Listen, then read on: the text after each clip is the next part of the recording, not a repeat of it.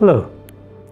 On June 2nd, U.S. Secretary of State Mike Pompeo said at a joint press conference with his Swiss counterpart that Washington was ready to negotiate with Tehran with no preconditions. A week before that, U.S. President Donald Trump made similar remarks in Tokyo, where he openly authorized Japanese Prime Minister Shinzo Abe to mediate between Tehran and Washington. There, standing beside Abe, Trump explicitly denied that his administration was seeking a regime change in Iran. He went on saying that there were huge economic potentials in Iran that can be the ground for more agreements between the two countries. Also, he added that he believed that Iran and the US will strike a deal. Now the question is Donald Trump honestly after making a deal with Iran? Is he honest, or can we believe his remarks about huge economic capacities in Iran? And is the White House, after the escalating tensions in the Persian Gulf region, or escalating the tensions? My answer to all these three questions is a simple no, and I have dozens of reasons to support my argument. The first thing that can be said is that Donald Trump is dealing with Iran the same way he dealt with North Korea. Although 2 years ago, he seemed to be and projected himself as an unpredictable head of a state, but now, after 29 months in office, Donald Trump has set more precedents in his foreign policy, and we can more easily predict his behavior in this regard. Also, we can refer to his behavior in dealing with Iran in the past 29 months as a compelling evidence to know that Trump has never been after compromising to reach an agreement with Tehran.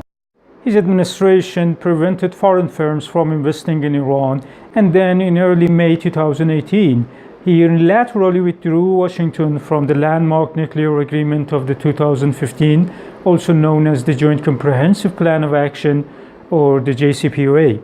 His reference to huge economic potentials in Iran also seems to be an ungenuine call, as he himself, in more than one occasion, confirmed and affirmed that the U.S.'s arms deals with Saudi Arabia and other rich Arab monarchs of the Persian Gulf region are a big source of revenues for Washington.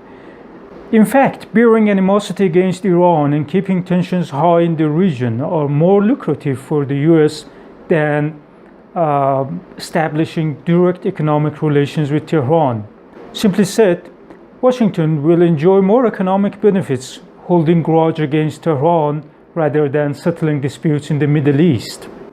An insecure and destabilized region serves American interests better, as the new reports are confirming that Washington is more interested in higher oil prices, with the prospect of the U.S. being a net oil exporter in the horizon.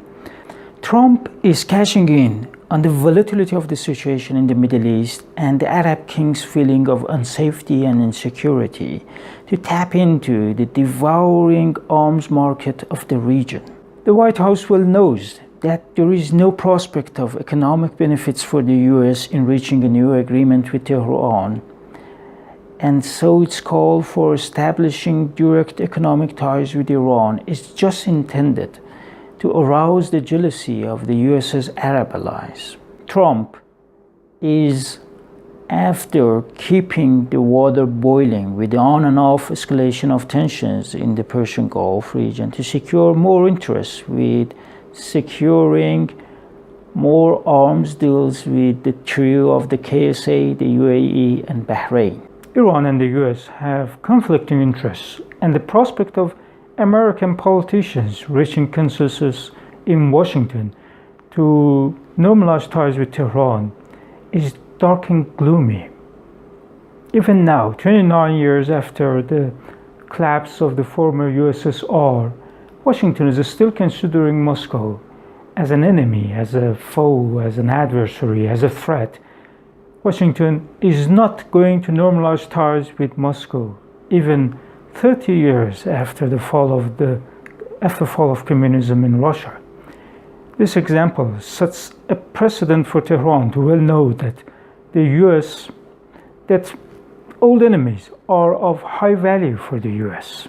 To put it in a nutshell, Donald Trump is not fully authorized to make overnight shifts like re-establishing or reaching an agreement with an adversary like Iran to revive diplomatic relations and reestablish direct economic ties.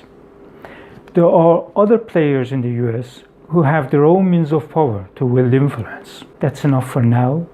Thank you. Bye.